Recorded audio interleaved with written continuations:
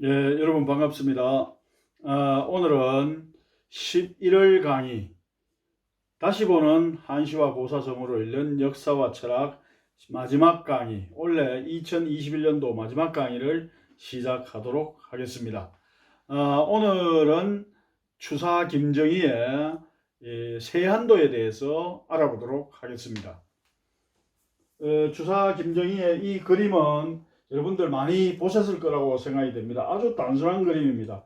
제가 추사 김정희의 이 세한도를 제가 대충 그려봤습니다. 그리고 그 모습 그대로 그렸는데 이렇게 세한도 이렇게 되어 있고, 그 다음에 집이 한 채가 있습니다. 그리고 그 옆에 소나무가 한 그루가 있고, 그 다음에 옆에 바로 옆에 소나무 옆에는, 늙은 소나무 옆에는 이제 이 아마 측백나무나 편백나무 계통이라고 이렇게 얘기가 됩니다. 송백 할 때 소나무 송자와 백은 잣나무 백자인데, 잣나무라기보다는 측백나무나 편백나무 계통으로 보입니다. 그리고 조금 떨어져서 두 개의 나무가 또 무성하게 자라고 있는 이런 그림입니다. 그리고 굉장히 갈필로, 즉 먹을 많이 묻혀서 그린 것이 아니라 아주 먹을 조금만 묻혀가지고 그린 이런 그림이 이제 세한도다. 그리고 이 세한도는 추사 김정희가 이 제주도 유배를 있었던 1844년에 이제 자기 제자였던 우선, 그 보면은 세한도 적혀 있고 그 옆에 우선시상 이렇게 되어 있습니다. 우선 감상해 보게나, 우선 이걸 감상해 보게나, 이런 뜻입니다. 그럼 우선은 누구냐? 바로 추사 김정희의 제자였던 우선 이상적입니다. 호를 우선으로 쓰고 있는 이상적이라고 하는 인물이고, 이상적은 역관이었습니다. 그래서 중국에 16차례나 중국을 청나라 영경을 다니고 이렇게 하면서 중국에 있는 아주 귀한 책이라든가, 그 다음에 종이라든가, 먹이라든가, 붓이라든가, 뭐 이런 등등의 여러 가지 것들을 구해서 자기 스승에게 보내왔습니다. 이 추사 김정희는 제주도에서 9년 동안 이제 유배 생활을 합니다. 근 10년에 가까운 유배 생활을 합니다. 그렇기 때문에 그 처음에는 자기와 친한 친구들이 많이 있었고 이랬지만 나중에는 한 사람 한 사람 자기 제자들, 친구들, 지인들이 점점 떠나가고 이렇게 했음에도 불구하고 유일하게 자기를 끝까지, 처음부터 끝까지 도와주고 한 번도 처음의 뜻과 다르게 변하지 않은 그 우선 이상적의 이런 여러 가지 고마움을 표현하기 위해서 세한도라고 하는 이 그림을 이제 이상적에게 그려주게 됩니다. 1844년, 그러니까 이 유배 생활을 한 지 거의 한 5, 6년 정도 되었을 때 이 그림을 그려줍니다.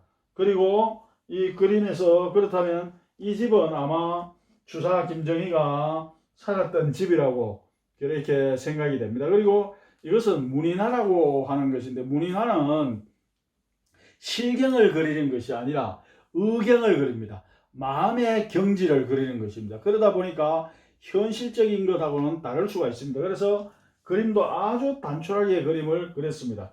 여기서 이 다 늙은 이 소나무, 그리고 여기에서 잎이 몇 개밖에 안 남고 한쪽은 갈라지고 이렇게 되어 있는 이 소나무가 아마 추사 김정희 자신을 상징한다고 이렇게 생각이 됩니다.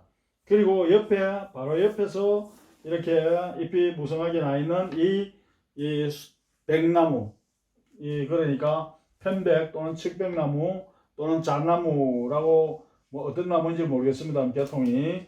그 나무는 우선 이상적이라고 이렇게 생각이 됩니다. 그래서 자기를 바로 옆에서 늘 도와주는 이런 이제 친구 같은 제자가 바로 우선 이상적이고, 그리고 옆에 두 그루의 소나무는 그 외에 자기와 친한 여러 명의 친구들이나 지인들을 이제 얘기할 수가 있습니다. 여기에 있는 이 한 나무는, 여기에 있는 두 그루의 나무가 있는데 이 나무 중에 한 그루는 아마 초이선사를 뜻하는 게 아닌가. 초이선사는 이 주사 김정희와 굉장히 친한 사이였고, 물론 이제 나이는 이제 조희선사가 몇 살 어립니다만은 나중에 차도 부탁하고 차를 좀 보내달라, 안 보내주면 안 된다, 그 다음에 한번 놀러 온나 이렇게 해가지고 이 제주도에도 2번인가 이제 왔다 가고 이렇게 했던 인물입니다.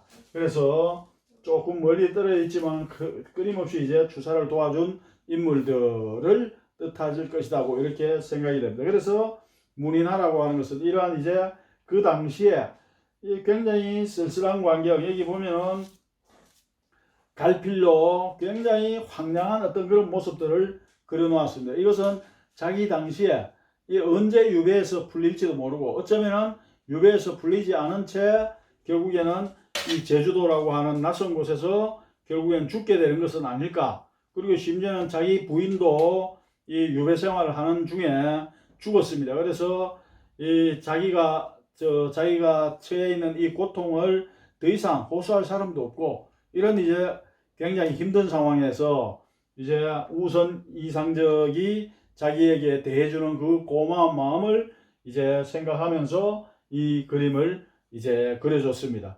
물론 이후에 이상적은 이 그림을 받고 눈물을 흘리면서 감옥을 하면서 제가 스승님한테 해준 게도 없는데 이런 그림을 이제 그려줘서 너무 고맙다.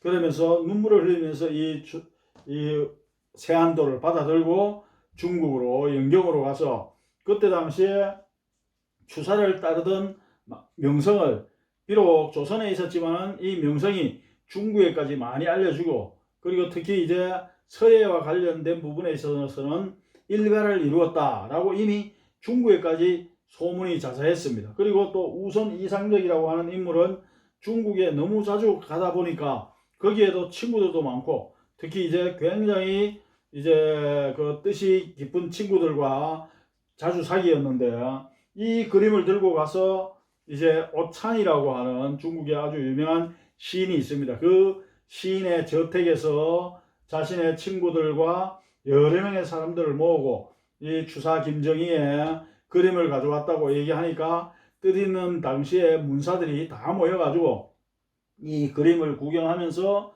찬문을 적었습니다. 즉 이 그림을 보고 그 다음에 여기에 적혀 있는, 나중에 보면은 이 옆에 근연이 만학대운 이서 기례하고 금년우희 이렇게 해가지고 쭉 글이 연결되어 있습니다. 이게 바로 추사 김정희의 세한도 발문이라고 하는 겁니다. 그래서 그림이 있고 그림 옆에 추사 김정희가 적은 발문이 있습니다. 이 그림을 그리게 된 연유, 경위를 적은 게 있습니다. 그래서 이걸 보고 중국의 문사들이 여기에 찬문을, 즉 이 그림과 글을 읽고 난 다음에 거기서 느끼는 이제 감정을 글로 적었습니다. 16명의 문인들이 이 그림에 글을 적었습니다. 그래서 이 당시에 이것이야말로 아마 조선시대 최고의 문인화가 아닌가 이런 생각이 듭니다. 물론 이제 문인화 아니고 그 전에 화가가 그린 이런 그림들 중에서는 최고봉이, 조선의 최고봉은 역시 목류도원도고 문인화로는 이 세한도가 아닐까 이렇게 생각이 됩니다. 그리고 그 이후에 나중에 얘기하겠지만 그 이후에 이 그림, 이 해방 이후에 다시 이제 일본의 후지즈카라고 하는 경성제국대학에서 이제 있었던 교편을 잡고 있다가 1944년에 이제 일본으로 돌아갔는데, 세안도를 가지고 돌아갔는데 소전 손재영이라고 하는 서예가가 그의 집에 찾아가 가지고 2달 가까이 매일 찾아뵙고 세안도를 돌려달라고 이렇게 해서 결국에는 그 정성에 감동해 가지고 세안도를 돌려받게 됩니다. 그리고 돌려받고 난 다음에 와서 이 소전 손재영이 그 위당 정인보, 위창 오세창, 그 다음 등등의 인물들에게 다시 찬문을 이제 좀 적어 달라고 합니다. 그 당시에 가장 유명했던 정계의 인물들이고, 그 다음에 추사 김정희 연구가로서 아주 유명한 사람들이었습니다. 그렇게 해가지고 이제 성제, 이제 이시영 해서 총 3명에게 다시 이 찬문을 받고 해가지고 지금 현재 남아있는 것이 이제 총 길이 16m 정도 되는 두루마리 형태로, 여기서부터 쭉 말아가지고 쭉 그 청나라 문인들 16명, 그 다음에 우리나라 아까 얘기했던 성제, 이시영, 위당, 정인보, 위창, 오세창 이런 인물들의 이제 배관기까지 해가지고 그것이 이제 남아 있습니다. 그리고 이것은 처음에 손재영이 가지고 들어왔다가 나중에 국회의원에 출마했다가 떨어지게 됩니다.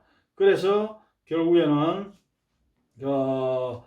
나중에 손색이라고 하는 사람에게로 넘어가고, 손색이의 아들인 손창근이라고 하는 사람이 2020년에, 작년이죠. 작년에 국립중앙박물관에 기증을 하게 됩니다. 얼마 전에 보니까 문재인 대통령이 이 기증을 한 손창근 90몇 살입니다. 이 손창근 씨와 만나가지고 고맙다고 인사를 하고 청와대로 초청해서 이렇게 한 것을 봤는데 정말 대단한 거죠. 이건 돈으로 따질 수가 없는 가치를 지니고 있는 그러한 이제 작품입니다. 그리고 문인화의 경지를 알려주는, 깊이를 보여주는 그런 것이기 때문에, 그래서 이제 이런 과정을 거쳐서 결국에는 개인 소장이었다가 이제 국립중앙박물관으로 기증을 하게 됨으로 해서 이제 국가 소유가 되었습니다. 여기 세한도 이렇게 적혀 있고, 물론 이 앞에는 또 다른 게 있습니다. 손준학이라고 하는 사람이 이 그림을 보고 자기가 늘 이 그림을 읽고 이렇게 하면서 느꼈던 감회를 시로 적어 놓은 게 있습니다. 그 세한도 앞에. 그래서 제시라고 이렇게 하는데 그게 붙어 있고, 그 다음에 세한도 그림이 있고, 그 다음에 이 뒤에 세한도 발문이 있고 16명의 청나라 문인들의 시들이 있고, 그 다음에 우리나라 성제, 이시영, 위창, 오세창, 그 다음 위당, 정인보의 글이 적혀 있습니다. 그러니까 총 21명의 이 글이 붙여져 있는 그림이라고 볼 수 있습니다. 원래는 요 그림과 요 다음에 나오는 이 건현이 만약 대운 이서 기대하고 쭉 하는 이 세한도 발문 요 두 개만 딱 있었는데, 그 그림을 보고 이제 찬문을 적은 16명과 그 이후에 배강기를 적은 우리나라의 3명의 인사, 그리고 요 앞에 요 그림 앞에다가 제시를 적은 김준학, 이렇게 해서 총 21명의 이 작품이 여기에 그대로 실려 있다고 볼 수가 있습니다. 자, 그래서 세한도 요거는 이제 물론 이 그림과 이 글씨는 제가 쓴 겁니다만은 이런 식으로 예서로서 추사김정희가 세한도 적고, 그 바로 옆에 우선 시상, 우선 감상해 보게나, 이것 좀 감상해 보게 하면서 적었습니다. 이 내용을 보면, 이 뒤에 이 발문의 내용을 보면 우선 이상적을 이제 너무 고맙게 생각해 가지고, 그래서 세한도라고 하는 이름이 붙여진 것은 바로 논어에 세한연후에 지성벽지 후조해라 라고 하는 구절이 나옵니다. 즉 날이 추워진 이후에야 소나무와 측백나무, 잣나무 이런 것들이 시들지 않음을, 늦게 시듬을 안다. 즉 힘든 상황이 돼봐야 진정한 친구를 안다. 사람의 모습을 알려면 힘든 상황이 돼봐야 된다 라고 하는 구절이 나옵니다. 거기에서 세한연후에서 세한도, 날이 추워져야 진정한 사물의 모습을 볼 수 있다. 상황이 어려워져야 진정한 사물의 모습을 볼 수 있다 라고 하는 뜻에서 세한도라고 이름을 붙였습니다. 그리고 우선에게 주기 때문에 우선 이것 좀 감상해 보게나 이렇게 했습니다. 그리고 완당이라고 쓰고, 그 다음에 여기 보면은 정희 이렇게 되어 있습니다.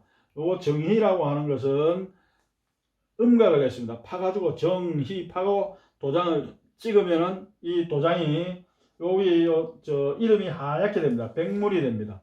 그래서 이름은 파가지고 숨긴다. 그래서 음각을 합니다. 이걸 음각을 하게 되면 그 도장을 찍으면 하얗게 이름이 나오게 됩니다. 이걸 백문, 음각을 하면 백문이 됩니다. 그래서 이름은 숨기고, 호는 양각을 해서 찍으면 빨갛게 호에 이렇게 새겨집니다. 그래서 호는 이제 양각을 한다. 그래서 정희라고 하는 이제 낙관을 찍어 놓았습니다. 그리고 제일 밑에 세한도 밑에 제일 밑에 보면은 이렇게 또 도장을 찍었습니다. 이것은 뭐 유인이라고 볼 수도 있고 두인이라고 볼 수도 있습니다. 두인은 그림의 첫머리에 찍는 것을 두인이라고 합니다. 유인은 그림의 중간중간에, 작품의 중간중간에 찍는 것을 유인이라고 합니다. 여기는 제일 첫머리에 있으니까 두인이라고 볼 수도 있고, 또 위에 안 찍고 밑에 찍었으니까 유인이라도 볼 수 있고, 뭐 어느 쪽으로 봐도 좋겠습니다만 내용이 중요합니다. 장무상망, 길장자 안일무자, 그 다음에 서로상자 이절망자, 오랫동안 서로 잊지 마세나 라고 하는 도장을 찍었습니다. 그만큼 이 이상적에 대한 우정 또는 이 사제지간의 정이 굉장히 깊다는 것을 알 수가 있습니다. 여기 이제 요 그림 다음에 붙여놓은 게 이제 요 세안도 발문입니다. 그래서 발문 바로 앞에 완당 해가지고, 역시 완당은 호기 때문에 양각을 해서 도장을 찍으면 완당이 빨간색으로 드러나게 됩니다. 그래서 완당이라고 하는 글씨가 새겨져 있습니다. 아까 그림에 대해서 설명했는데, 이 세안도와 김정희라고 하는 인물에 대해서 간단하게 알아보고 난 다음에 세안도 발문을 살펴보도록 하겠습니다. 세안도는 1844년 59세 때 지은 만든 그림입니다. 그리고 주사 김정희는 1786년에서 1856년까지 살았습니다.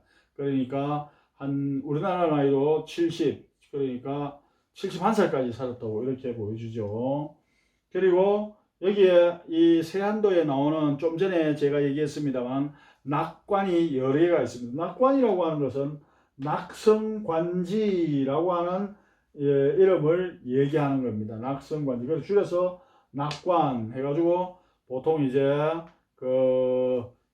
그림이나 서화에 이제 마무리를 나타낼 때 찍는 도장을 낙관, 낙성관지 이렇게 얘기를 합니다. 또는 뭐 관지라고도 하고.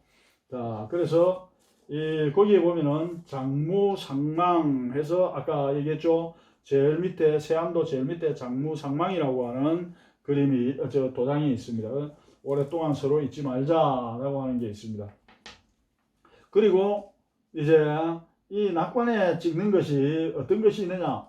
성명인이 있습니다. 자기의 이름을 찍는 것. 아까 완당하고 난 다음에 그 옆에 정희라고 찍었다 했죠. 그거는 이제 성명인은 음각으로 합니다. 즉 그걸 이제 자기 이름을 속으로 이제 파내게 됩니다. 파내게 나면 도장을 찍으면 희게 나오죠. 그래서 음각을 하면 백문이 됩니다. 그래서 음각을 하는 이유는, 이름은 옛날에는 이름을 귀하게 얘기했습니다. 그래서 이름을 함부로 부르지 않고 이름 대신에 20살이 되면은 자를 이제 만들어주죠. 그래서 자를 쓰거나 아니면 자 대신에 호를 쓰거나 이렇게 했습니다.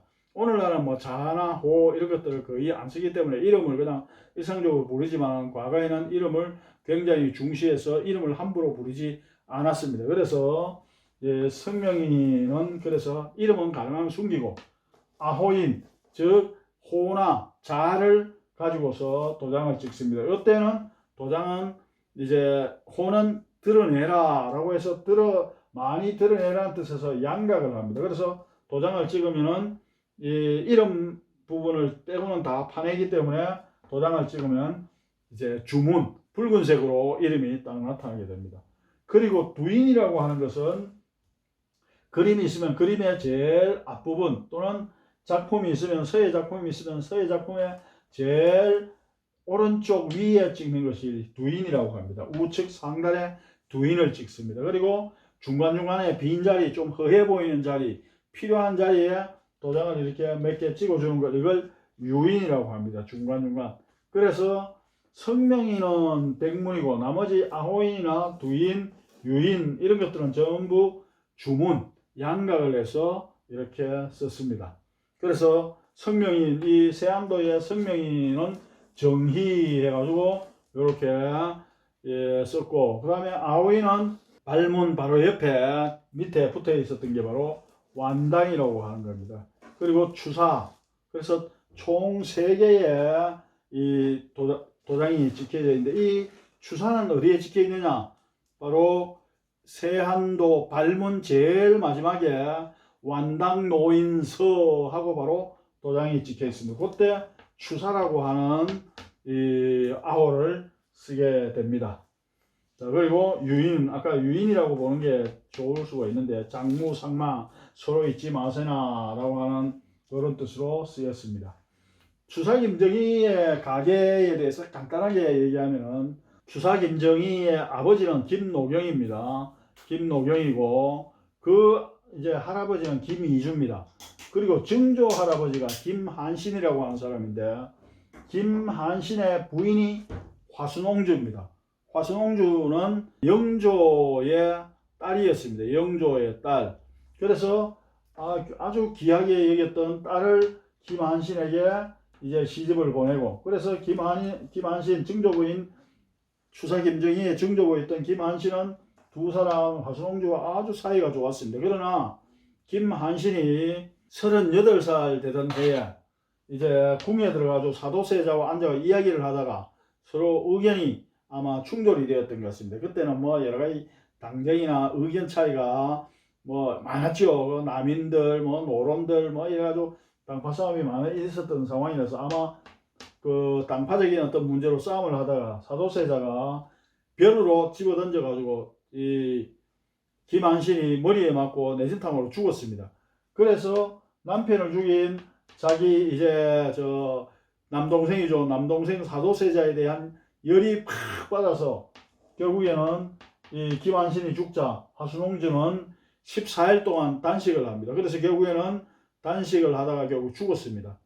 그래서 결국에는 이 화순옹주에 대해서 아버지였던 영조는 고의한 것 함부로 죽는다고 이렇게 해가지고 굉장히 화를 냈지만은 나중에 사도세자의 아들이었던 즉 영조의 손자였던 정조 임금이 그 고모의 그 안타까운 사정을 듣고 연려문을 내렸다고 이렇게 합니다. 그래서 이 왕가의 여성 중에서 연려문을 받은 것은 화순옹주가 처음이다 이렇게 얘기를 합니다. 그래서 그 김한신의 아버지 즉 고조 할아버지는 김흥경인데 영의정을 지냈습니다.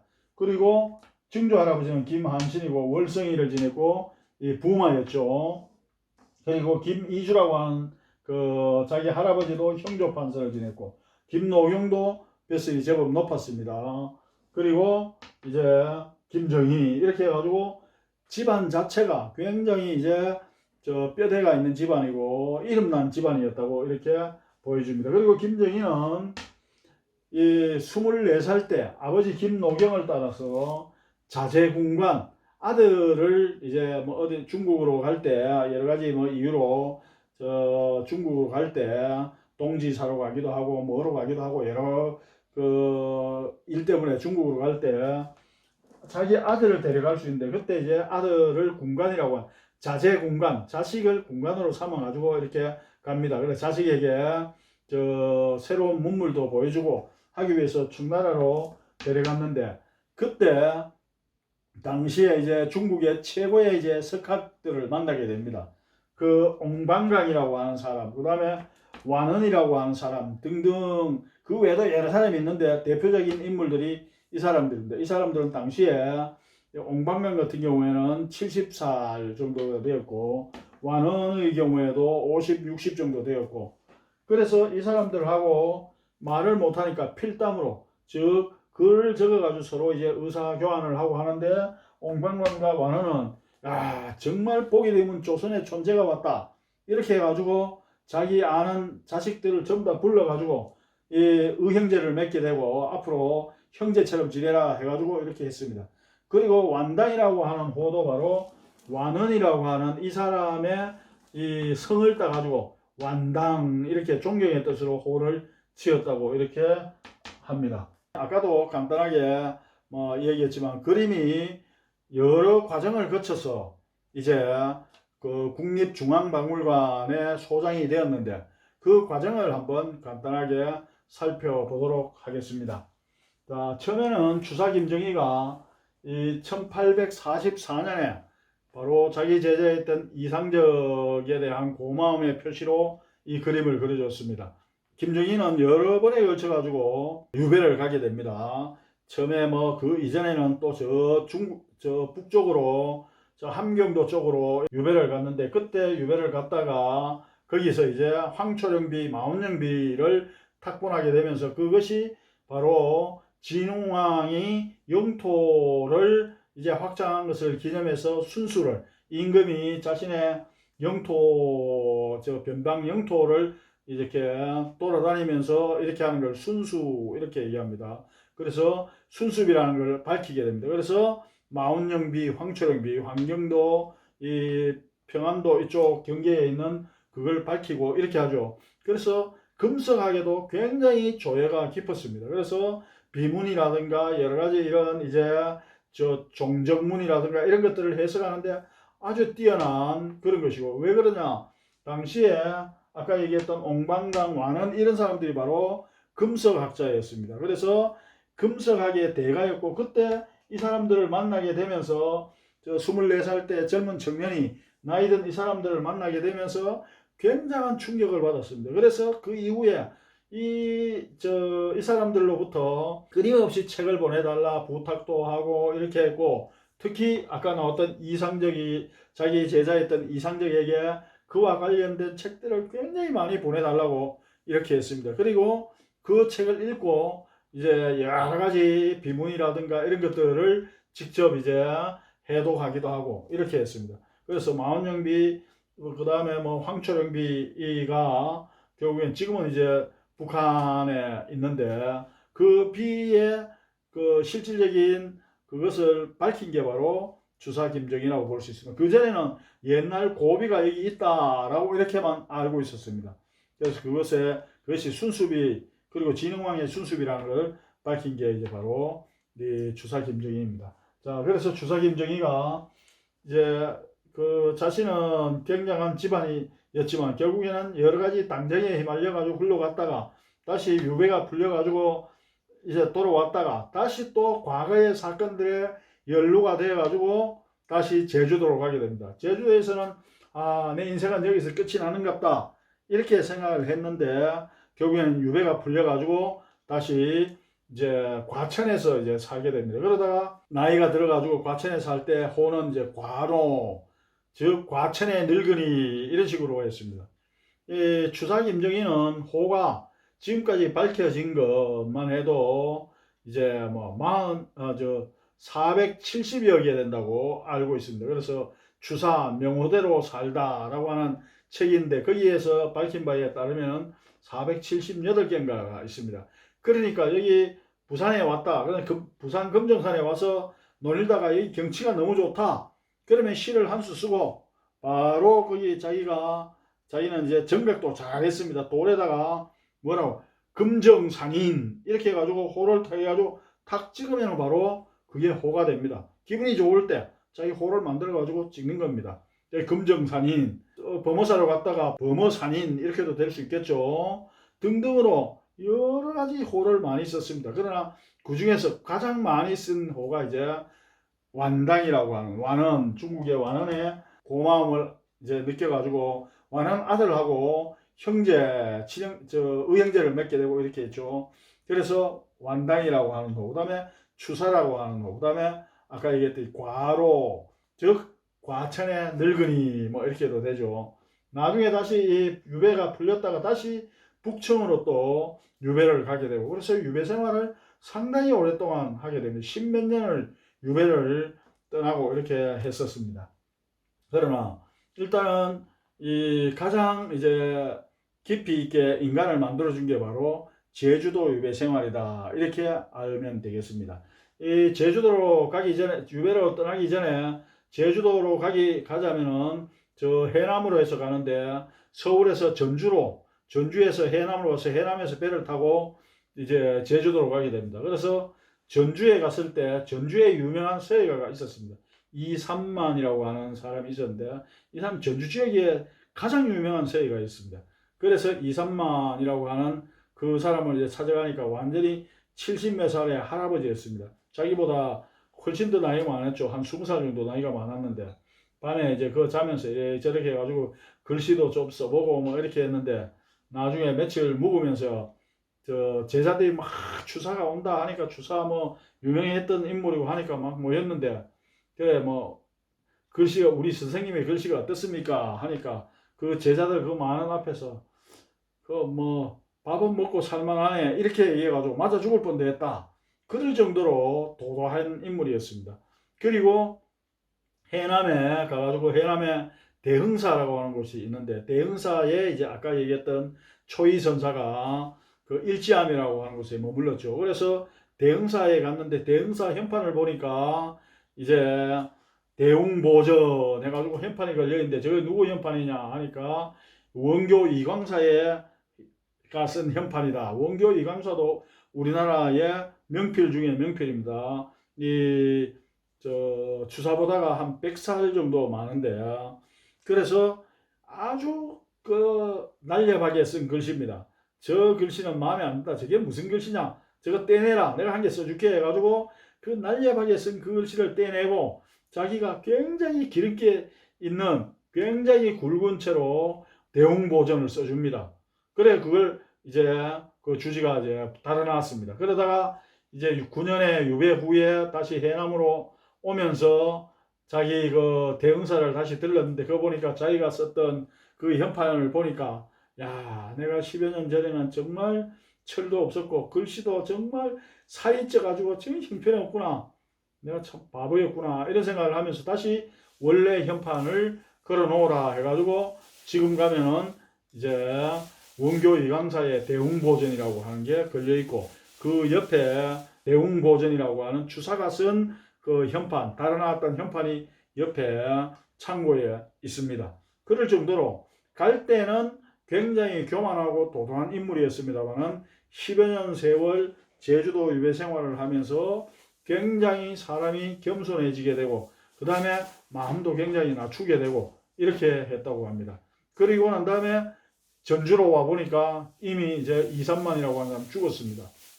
그래서 이삼만의 무덤에 한번 가보자 해가지고 가서 그 무덤을 보고 거기에서 이삼만의 과거에 있었던 자기의 그거에 대해서 그 뉘우치면서 그 비석을 하나 세워줬다고 이렇게 얘기합니다. 그래서 지금도 가면 주사에 비석이 이제 이삼만 선생의 묘에 서 있다 이렇게 얘기를 합니다. 그래서 유배 생활이 결국에는 어려운 생활이 아까 이 세한도 세한 연후에 지송백지 후조야 날이 추워진 연후에야 다시 말하면 정말 어려운 세상이 되었어야 비로소 사람이 굳건하게 된다라고 하는 것은 바로 이 추사 김정일을 보면 잘 알 수가 있다 이렇게 얘기할 수가 있습니다. 자, 추사 김정일가 88년 그렇고 그래서 우선 이상적이 그걸 이제 받았습니다. 우선을 위해서 우선 시상, 우선 감상하게나 이렇게 했으니까. 그리고 청나라 문인 16인의 차문을 중국에 가서 받아옵니다. 그리고 죽으면서 자기 제자였던 이 매은 김병선이라고 하는 자기 제자에게 이 세안도를 줍니다. 그리고 이제 이 세안도를 이 매은 김병선은 자기 아들이었던 소매 김준하. 자, 매은이니까 아들은 아버지가 매은이니까 자기는 작은 매다 해가지고 소매라고 이름을 지었습니다. 그래서 소매 김준하. 그리고 이 김준하기 바로 세한도 제일 앞에 세한도 추사 김정희의 세한도 앞부분에 제시를 추사 선생의 이것을 매번 읽고 이래 하면서 정말 느낀 바가 많았고 그 다음에 추워진 연후에야 사람이 이제 견고해지고 이렇게 된다 뭐 이렇게 하면서 이 그림과 그 다음에 발문을 보면서 이제 쓴 시가 있습니다. 그 시가 이제 소매 김준하이 쓴 겁니다. 그러다가 그 다음에는 이게 어디로 돌아갔느냐 바로 친일파라고 불려지는 이조 판서까지 지냈던 민영휘라고 하는 인물이 있습니다. 민영휘의 손에 들어갑니다. 그러니까 소매 김준하에게서 민영휘에게로 들어간 이 과정은 지금 현재 잘 안 알려져 있습니다. 어떻게 해서 들어가게 됐는지는 모르겠는데 그렇게 이제 민영휘에게로 들어가고 그리고 민영휘가 죽고 그 아들이었던 민규식이 막 굉장히 이제 돈을 펑펑 쓰고 이랬기 때문에 아마 자기 집안에 있었던 여러 가지 것들을 결국에는 다 내다 팔았겠죠. 그래서 경성민씨 이제 소장품 경매전이라고 하는 그걸로 이렇게 대대적으로 선전을 하고, 이때 이제 경성 제국대의 중국학과 교수로 일본에서 와가지고 추사와 관련된 추사와 청나라 간의 이 문화교류, 이걸 이제 중심으로 연구를 하고 있었던 후지치카 치카시라고 하는 사람이 있습니다. 등총린이라고 이렇게 쓰고 읽을 때는 후지치카 치카시 이랬는데, 이 사람이 이걸 구입을 하게 됩니다. 그래서 구입을 하고 난 다음에 나중에 이제 1943년에 이 소전 이제 손재영이 그 소식을 듣고 경성에 있는, 즉 지금 현재 서울이죠, 서울에 있는 이 후지치카 치카시의 집으로 찾아가가지고 한 열흘 정도 계속 가가지고 이거는 정말 귀중한 작품이기 때문에 내가 무슨 돈이라도 줄 테니까 내에게 넘기라고 이렇게 얘기했습니다만 절대로 안 된다 해가지고 결국에는 받지 못했습니다. 그러다가 1년 뒤에 이 사람이 이 후지치카 치카시가 그 추사와 관련된 여러 가지 이제 연구 성과 및 추사의 작품들을 들고 일본으로 건너갔다는 얘기를 듣게 됩니다. 그래서 1944년에 소전 손재형이 그걸 되찾기 위해 가지고 일본의 도쿄에 그 후지치카 치카시 집에 가가지고 사정을 하면서 돌려달라고 얘기합니다. 그러나 이빨도 안 들어갑니다. 그래서 2달 동안 매일 아침에 일어나가지고 가서 문안을 드리고 돌려달라고 하고 이렇게 해가지고 2달 만에 결국에는 후지치카 치카시가 이 작품을 가지고 보관할 수 있는 사람은 자네밖에 없다. 그래서 이런 작품은 돈으로 따질 수 있는 게 아니다. 그래서 정성에 감동해서 드리는 거다. 이러면서 그대로 무상으로 주게 됩니다. 그래서 그걸 들고 한국으로 오게 됩니다.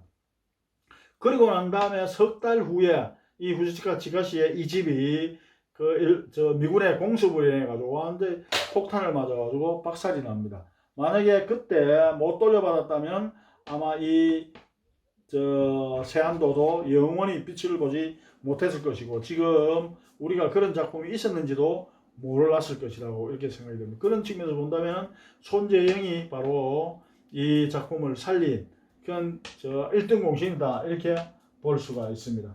자, 그리고 이 손재영이 이걸 가지고 자기가 영원히 간직하겠다 했는데, 해방 전국에서 이 사람이 이제 다시 아까 얘기했던 위당 정인보, 위창 오세창, 그 다음에 성제 이시영이라고 하는 당시의 대가들에게 내가 이렇게 해가지고 이걸 구하게 되었습니다 하고 가서 보여주고 그 찬문을 한 개씩 얻어옵니다. 그러니까 이 사람들이 그걸 보고 이 송군의 참 노력에 대해서 깊이 감사한다, 정말 이 작품은 위대한 작품이다 해가지고 그걸 이제 보고 느낌을 적어 놓은 것, 이걸 역시 찬문이라고 할 수도 있고 배광기, 즉 절을 하면서 보고 난 다음에 존경하는 마음으로 보고 난 다음에 그것을 기록해 놓는다, 배광기라고도 합니다. 그걸 얻게 됩니다. 그리고 난 다음에 나중에 이 국회의원으로 출마를 했지만은 떨어지게 되고, 그래서 돈이 없으니까 결국에는 이근태에게 이제 결국에는 저당을 잡혔는데 찾을 길이 없습니다. 그래서 이근태는 손색이라고 하는 미술품 소장가가 있습니다. 그 사람에게 팔아넘깁니다. 그래서 손색이는 자기 아들인 손창근이라는 사람에게 결국에는 물려주게 되죠. 그리고 이 손창근 씨가 지금 93세가 되었습니다. 작년에 2020년에 국립중앙박물관에 이 작품을 이제 기증을 하게 됩니다. 이렇게 해서 한 150년, 160년 정도 됩니까? 그 과정을 거쳐서 결국에는 국가박물관으로 돌아오게 되는 이런 과정이 있습니다. 이 과정 속에서 자칫하면은 이제 폭탄을 맞아가지고 사라질 뻔한 위기에서 손재영이 그걸 구했고, 그리고 그 작품을 아깝다고 생각하지 않고 이 국립중앙박물관에 맡긴 이 손창근의 이 마음도 대단하다고 보여집니다. 그리고 그 이후에 손창근 씨는 다시 자기 집에 있는 미술품, 추사의 작품을 비롯한 여러 가지 미술품 300여 점을 국립중앙박물관에 기증을 합니다. 그래서 이분에게 그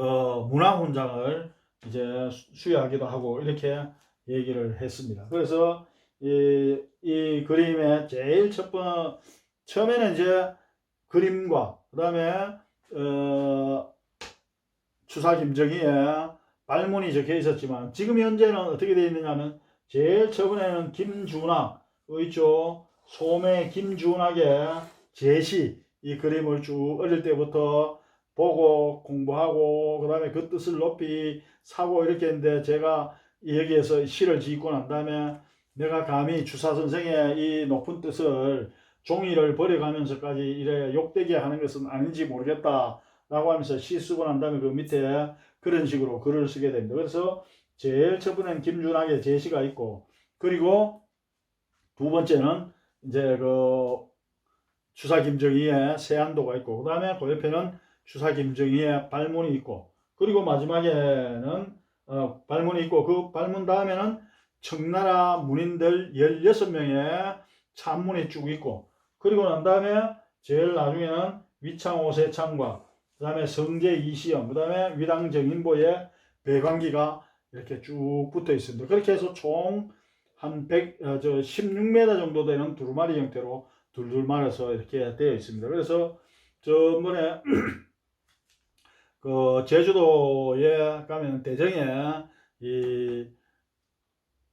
주사 세거지라고 하는 데가 있습니다. 주사가 유배가 아주 살았다는 거기에다가 아까 그 그림에 나와 있던 그 집처럼 그렇게 딱 만든 그 집을 하나 만들고 기념관으로 만들었습니다.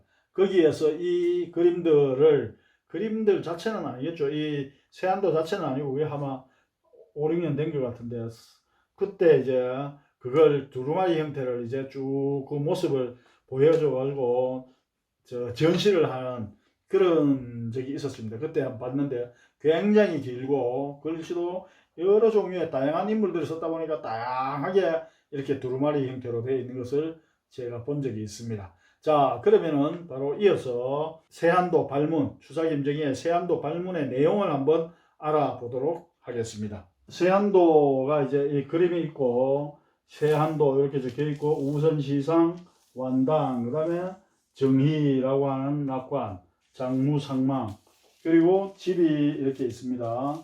그 다음에 늙은 소나무 옆에 이제 칡백나무 또는 편백나무가 있고 그 다음에 두 그루의 나무가 있고 그 다음에 이게 황량한 이제 이런 벌판이 이렇게 있습니다. 그리고 요 그림이 끝나고 난 다음에 여기에 완당하고 이제 요 그림이 여기서 끝이 납니다. 그리고 그림 바로 옆에 세안도의 발문이죠. 세안도 발문이 이렇게 시작이 됩니다. 근현이 만학 대운이 있어 기례하고 라고 하는 게 시작이 됩니다. 그래서 지금 요 발문에 대해서 알아보도록 하겠습니다. 자, 발문 내용을 한번 살펴보도록 하겠습니다.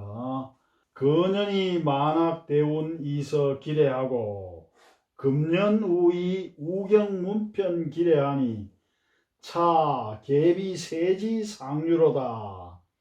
자, 근현 작년이죠. 지난해에 만학하고 대운이라고 하는 두 가지 책을 보내주고 이때 만학 대운이라고 하는 것은 줄여서 하는 얘기고 전부 한 6권, 7권짜리 책으로 되어 있는 굉장히 두꺼운 책이고 그 당시에 그 금속학과 관련된 그리고 특히 정치와 관련된 뭐 이런 부분들을 쓴 내용이고 그 당시에 최고의 학자들이 쓴 책입니다. 그걸 이제 우선성 이상적이 보내줬다는 겁니다. 작년에 만학이라고 하는 책하고 대운이라고 하는 책, 대운 삼방고 이렇게 대운이라고 하는 책 두 권을 이제 길에 보내주었고 금년에 또 금년 우이 우경문편도 이 정치와 관련된 그 당시에 정치와 관련된 여러 가지 내용들을 적은 역시 이것도 굉장히 8권인가 뭐 이렇게 되어 있는 그런 책입니다. 그 우경문편이라고 하는 책을 또 보내주니 차 이런 계비 세지 상류로다. 이런 모두가 비 아니다. 세지 상류로다. 세상에 흔히 있는 일이 전혀 아니다. 그리고 굳이 천만리 지원하고 적 유년이 득지하니 비일시지사야니라. 그리고 굳이 구했다. 어디야? 천만리 지원. 천만리 떨어진 곳에서 구했다. 우리나라에서 구한 게 아니라 중국에 가서 구했다 이 말이죠. 중국에서 그것도 비싸게 주고 이게 천만리 지원, 천만리 떨어진 먼 영경에서 구해온 것이고 적 유년이 득지하니 그것도 바로 구한 것도 아니고 책을 구하기 위해 가면 이것저것 이제 찾아봐야 되고 해가지고 몇 년에 쌓여서 몇 년에 걸쳐서 구했으니 비일시지사야니라. 이것은 한순간에 일어날 수 있는 일이 아니다. 차 세지도도하여 유 권리주의 시추인데 위지 비심 비력이 여차하니 이 불이기지 권리하고 내 귀지 해외 초체 고고지인이라.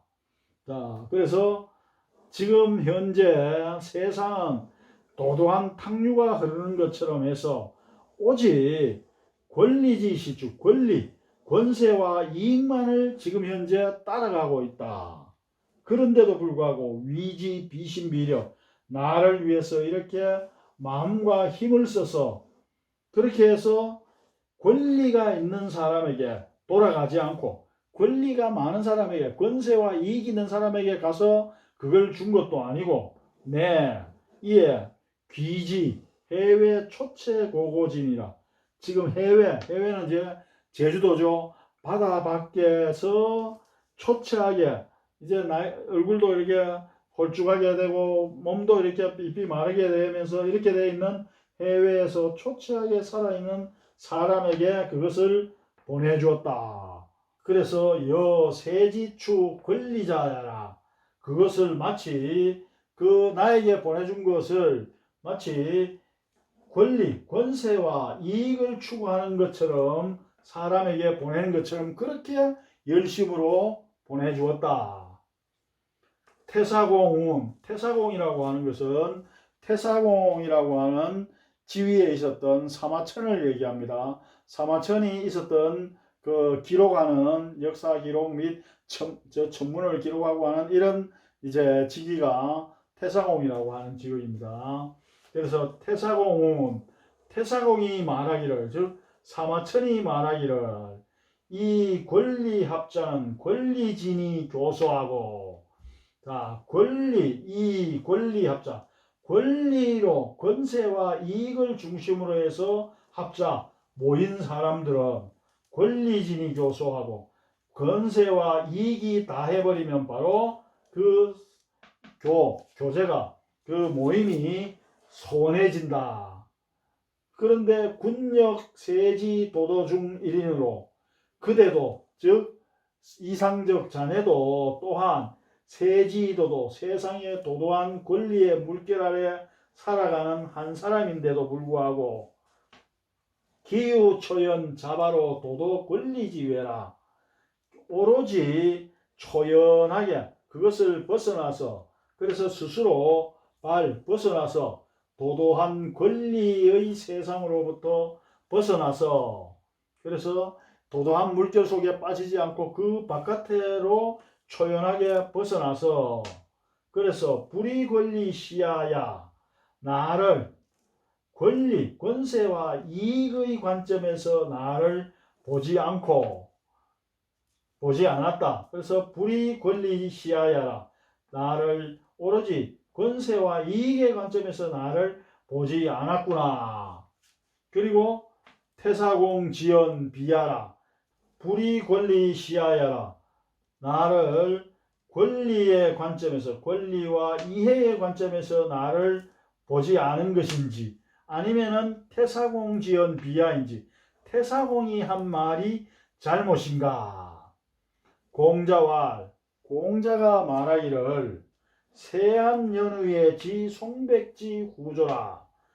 날이 추워진 연후에야 소나무, 잣나무가, 또는 이 백자는 편백, 칡백의 백자죠. 그러니까 잣이라고 할 때 잣나무, 잣이 달리는 나무라고 볼 수도 있지만은 그런 나무들 종류, 즉 사철 푸른 나무들의 소나무와 관련된 그런 소나무 이외의 다른 나무들 백이라고 이렇게 볼 수 있습니다. 송백지 후저해라. 날씨가 추워진 연후에야 소나무, 측백나무, 편백나무 등이 늦게 시든다는 것을 알 수 있다라고 공자가 말했다.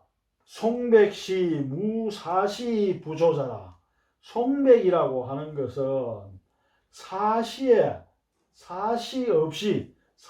상관없이 시들지 않는 그런 것이다. 그래서 세한 이전도 날이 추워지기 이전도 일송백야요. 하나의 송백이요. 세한 이후도 날이 추워진 이후에도 일송백이하라. 역시 하나의 송백이다.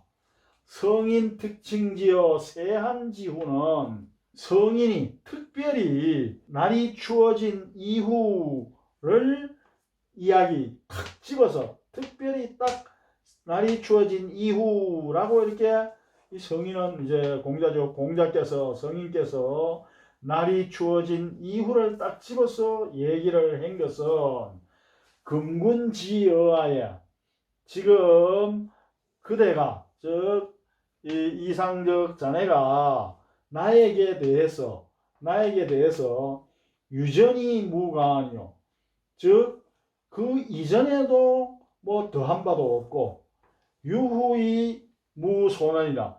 그 이후에도 즉 날이 추워진 이전에도 나에게 뭔가 더 많이 해준 것도 없고 날이 추워진 이후라고 해서 더 적게 해준 것도 없고 그렇다. 연이나 그렇기 때문에 연이나 유전지구는 무가칭이나 그 이전 날이 추워지기 이전에 그 자네는 굳이 칭찬할 바가 못 되지만은 유후지군 역가견칭어 성인야라.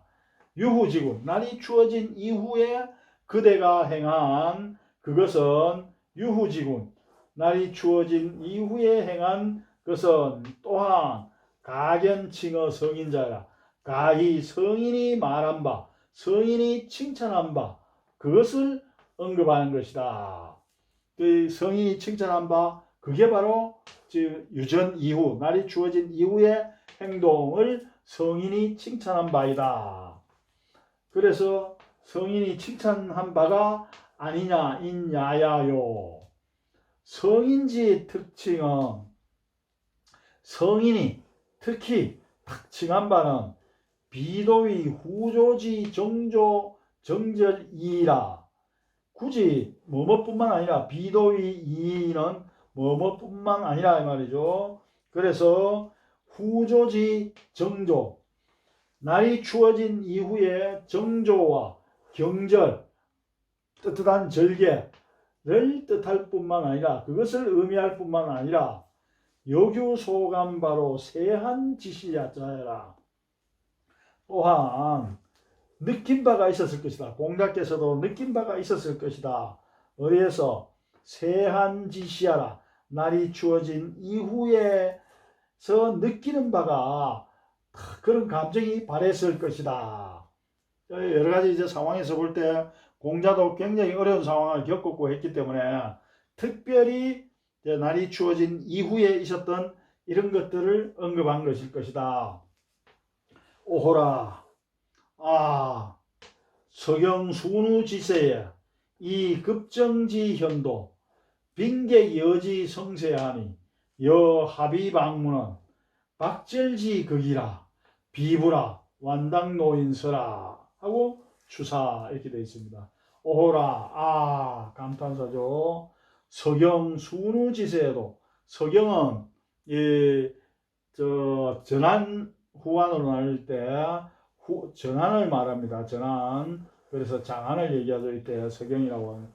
서한에 아주 순박한 인심이 있었던 시대에도 그 다음에 급정지인 급암과 정당시라고 하는 아주 이제 청렴결백한 그런 이제 신하들이 있었습니다. 그래서 급정지현도 급암이나 정당시와 같은 그런 현명한 현자들도 빈객 여지 성세하니 빈객이 이 권리와 더불어서 권리가 있느냐 없느냐와 더불어서 이 빈객이 많아졌다가 적어졌다 했다. 특히 여 합의 방문은 합의에서 방문을 내 써붙였던 이 적공이라고 하는 인물이 있습니다. 합의 방문은 박절지극이라 합의에서 방문을 내붙였던 글을 정문에 자기 대문에 내붙였던 그 경우는 박절이 인심이 박절하기가 극에 달했다 이럴 뜻이죠. 이때 합의 방문이라고 하는 것은 무엇이냐? 적공이라고 하는 인물이 이제 정의가 되었습니다. 정의는 아마 오늘날 법무부 장관 또는 검찰총장 정도 될 겁니다. 그래서 모든 이제 옛날에 대리시라고 했는데 감옥과 형벌을 담당하는 그런 이제 그 지위에 있게 되었을 때 적공이라고 하는 사람이 그때 이제 합의라고 하는 곳에 살았는데 그렇게 되었을 때 손님들이 자기를 만나고자 하는 손님들이 구름대처럼 이렇게 모여들었다고 합니다. 그래서 문전성시라고 불렸습니다. 문 앞에 장터가 생길 정도로 사람들이 버글버글 했다. 그러다가 이 적공이 다시 정의라고 하는 자리에서 쫓겨나게 되자 사람들이 다 흩어지고 한 사람도 안 왔다. 그래서 문 앞에서 참새 잡는 그물을 놔도 될 정도로 너무나도 조용했다. 여기서 문전장나가 나옵니다. 문전성시, 문전장나. 즉 장나, 그물을 놓는다. 문 앞에다 그물을 놓는다. 문전성시, 문 앞에 시가지를 잃었다. 사람들이 그만큼 버벅을 했다라고 하는 거죠. 그러니까 이 사람이 다시 사람들이 안 오다가 자기가 다시 정의가 되니까 사람들이 또 줄을 막 서니까 그래서 이 적공이 화가 나가지고 크다는 종이를 대문에다 갖다 붙였습니다. 거기에 쓰여 있기를 일사일생 내지 교정이라 한 번 죽고 한 번 살아봐야 비로소 사람들이 사귀는 정을 안다. 일빈일부 한 번 가난해지고 다시 부유해지고 다시 가난해지고 해봐야 내지 교태 비로소 사람들이 사귀는 태도를 알게 되겠다. 그리고 마지막으로 일귀일천 한 번 귀해지고 한 번 천해지고 이렇게 여러 번 이걸 해봐야 비로소 교정내현이라 사귀는 정이 비로소 밖으로 드러나게 된다. 이런 걸 갖다 붙였다고 이렇게 얘기를 합니다. 그러니까 이게 여합의방문, 이 합의방문과 같이 이런 사람들이 권리에 의해서 권세와 이익에 확 몰려왔다가 권세와 이익이 없어지면 다시 흩어졌다 하는 것은 너무나도 당연한 것이다. 이렇게 볼 수 있죠. 그런데 이제 그렇게 붙여놓으니까 이제 자기 친구가 와서 사람들의 삶의 모습이 그렇다. 권리 있고 세력 있는 사람에게 오고 이익이 있는 사람에게 오고 하는 건 너무나 당연하다. 그런데 뭘 이렇게까지 하느냐 이렇게 얘기를 했다고 합니다. 그래서 그래 사람 사는 게 다 그렇지 하고 이 대문에 붙여놨던 걸 뗐다고 이렇게 얘기를 합니다. 그만큼 이해와 권리에 따라서 사람이 움직이는 건 당연하다 이런 얘기입니다.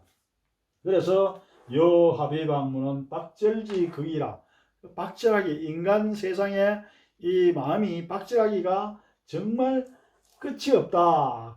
극한에 다다라 있구나. 비브라 이런 일을 보면서 슬프다. 그래서 완당노인서라 완당노인이 쓰다 하고 마지막에 낙관을 추사라고 하는 낙관을 짓게 되었습니다.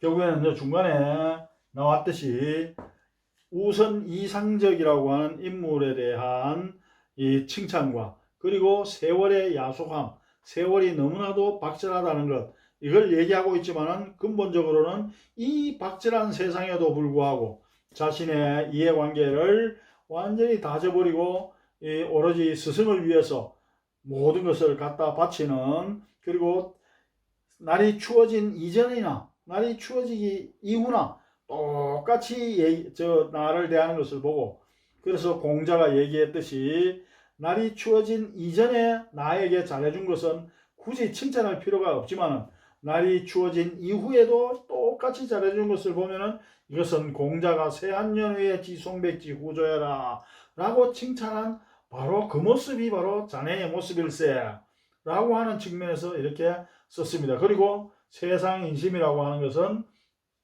이렇게도 야속하고 이래 해라 슬프다. 그럼에도 불구하고 자네 같은 사람이 내 옆에 있어서 너무 고맙다라고 하는 그런 입장에서 요걸 써줬다고 이렇게 얘기할 수가 있습니다. 그렇게 해서 결국 이 이상적은 두 가지를 들고 세한도와 세한도 발문을 들고 중국에 가서 이 청나라에 가서 청나라의 자기 친구들과 그때 당시에 이상적이 인기가 많았다고 합니다. 그래서 거기서 중국에서 이상적 시집을 거기서 출간을 해가지고 내고 이렇게 했습니다. 그걸 오찬이라고 하는 사람이 뒤에서 돌봐주고 이렇게 했습니다.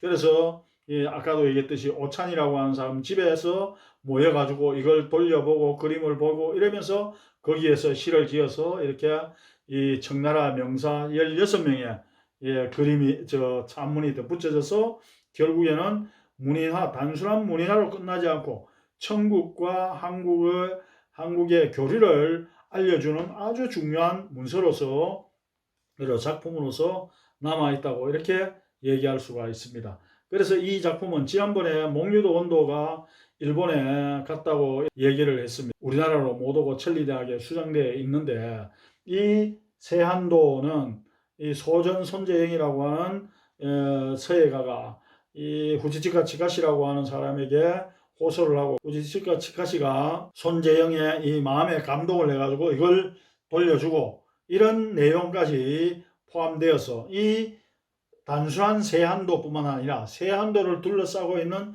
이런 여러 가지 이야기들이 바로 세한도를 더 값지게 만드는 것이 아닌가 그런 생각이 듭니다. 자, 이렇게 해서 11월 강의 다시 보는 한시와 고사성어로 읽는 역사와 철학 이것으로 마치도록 하겠습니다. 그리고 제가 지금까지 이제 진영 한빛 도서관에서 한시와 고사성어로 읽는 역사와 철학이라고 하는 이 제목으로 2년 정도를 이제 강의를 해왔는데 오늘로서 강의를 모두 마치고 다음번에 좀 쉬었다가 좋은 기회가 있으면 다시 만날 수 있었으면 좋겠습니다. 예, 여러분 그동안 감사했습니다. 감사합니다.